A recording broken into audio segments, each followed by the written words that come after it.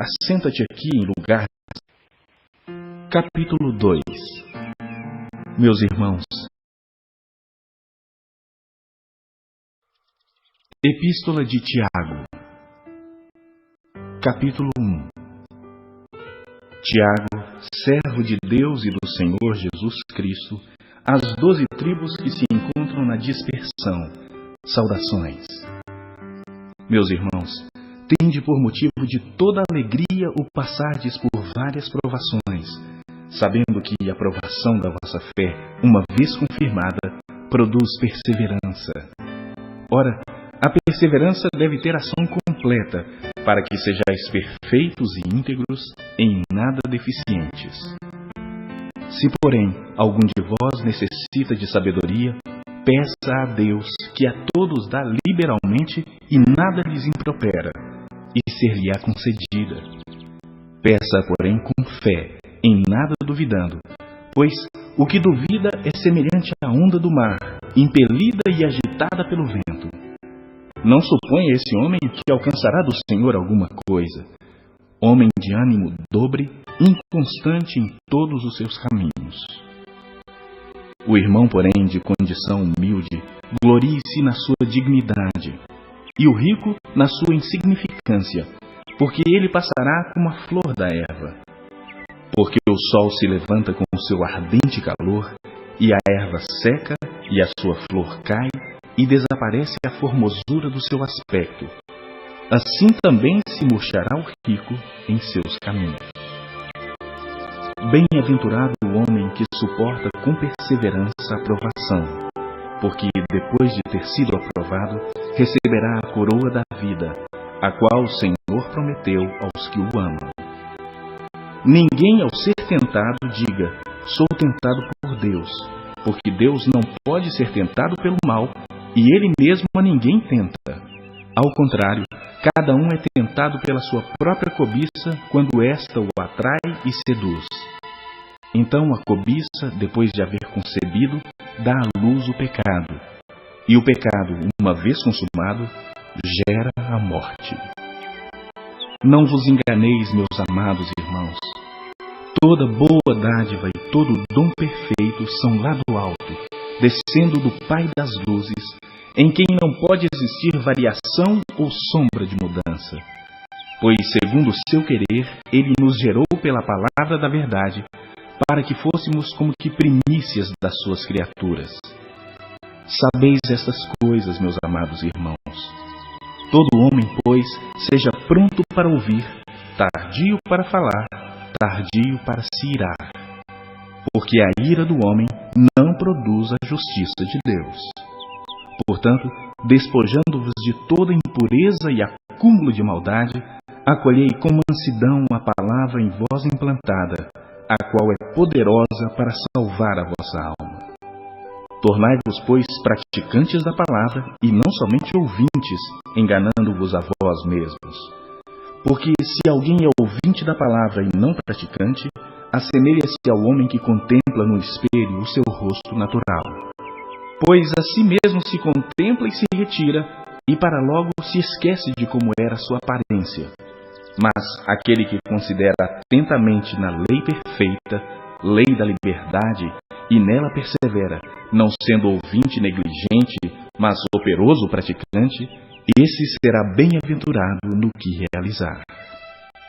Se alguém supõe ser religioso, deixando de refrear a língua, antes enganando o próprio coração, a sua religião é vã. A religião pura e sem mácula para com nosso Deus e Pai é esta: visitar os órfãos e as viúvas nas suas tribulações, e a si mesmo guardar-se incontaminado do mundo.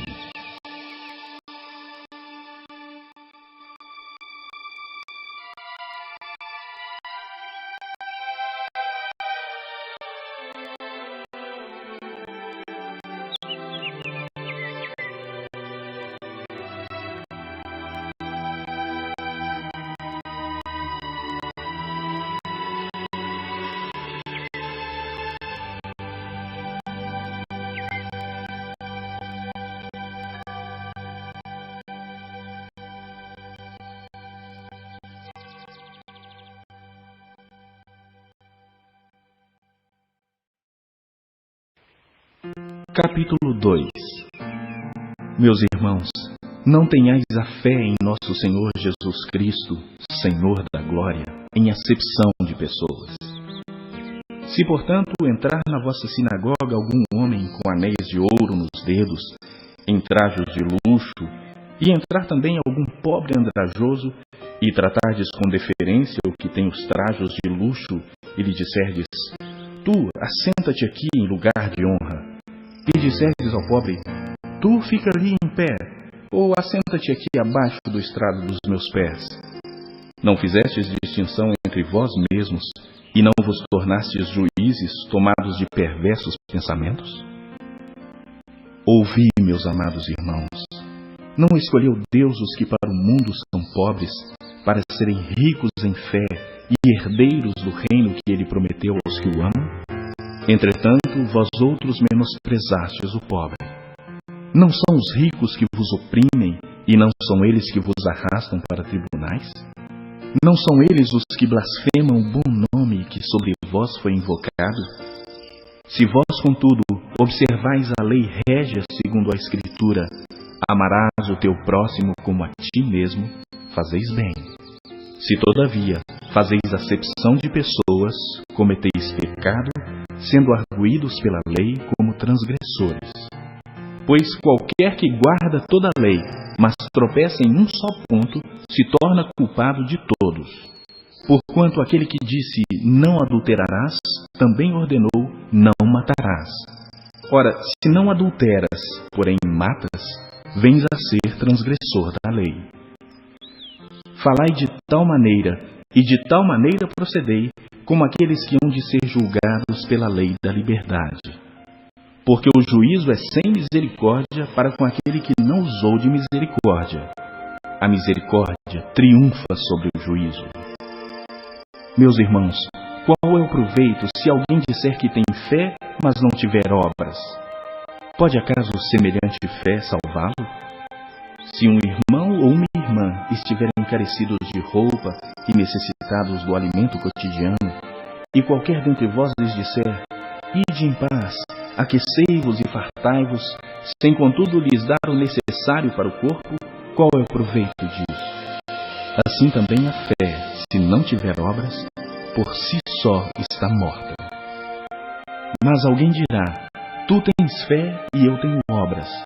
Mostra-me essa tua fé sem as obras, e eu com as obras te mostrarei a minha fé. Crês tu que Deus é um só? Fazes bem.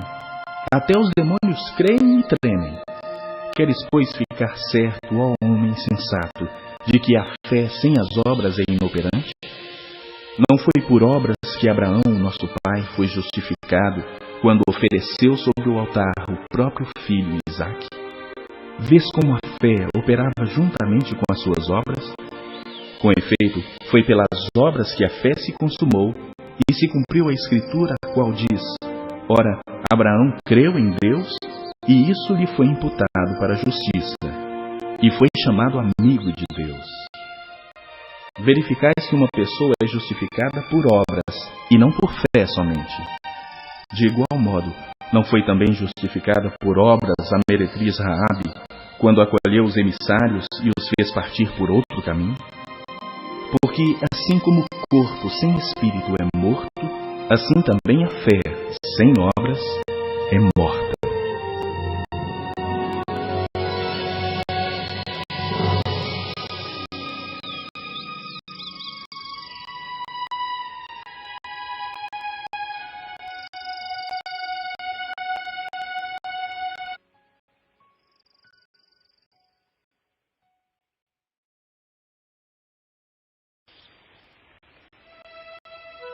Capítulo 3. Meus irmãos, não vos torneis muitos de vós mestres, sabendo que havemos de receber maior juízo. Porque todos tropeçamos em muitas coisas. Se alguém não tropeça no falar, é perfeito varão, capaz de refrear também todo o corpo. Ora, se pomos freio na boca dos cavalos para nos obedecerem, também lhes dirigimos o corpo inteiro. Observai igualmente os navios, que sendo tão grandes e batidos de rijos lentos, por um pequeníssimo leme são dirigidos para onde queira o impulso do timoneiro. Assim também a língua, pequeno órgão, se gaba de grandes coisas. Vede como uma fagulha põe em brasa tão grande selva. Ora, a língua é fogo, é mundo de iniquidade. A língua está situada entre os membros de nosso corpo e contamina o corpo inteiro, e não só põe em chamas toda a carreira da existência humana, como também é posta ela mesma em chamas pelo inferno. Pois toda espécie de feras, de aves, de répteis e de seres marinhos se doma e tem sido domada pelo gênero humano. A língua, porém, nenhum dos homens é capaz de domar. É mal incontido, carregado de veneno mortífero. Com ela bendizemos ao Senhor e Pai.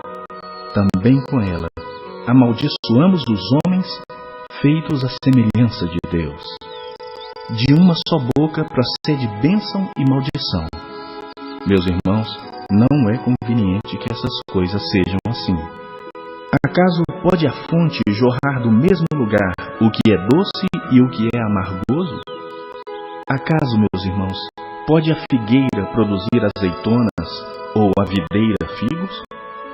Tampouco fonte de água salgada pode dar água doce. Quem entre vós é sábio e inteligente? Mostre mansidão de sabedoria, mediante condigno proceder as suas obras. Se, pelo contrário, tendes em vosso coração inveja amargurada e sentimento faccioso, nem vos glorieis disso, nem mintais contra a verdade. Esta não é a sabedoria que desce lá do alto. Antes é terrena, animal e demoníaca. Pois onde há inveja e sentimento faccioso, aí há confusão e toda espécie de coisas ruins.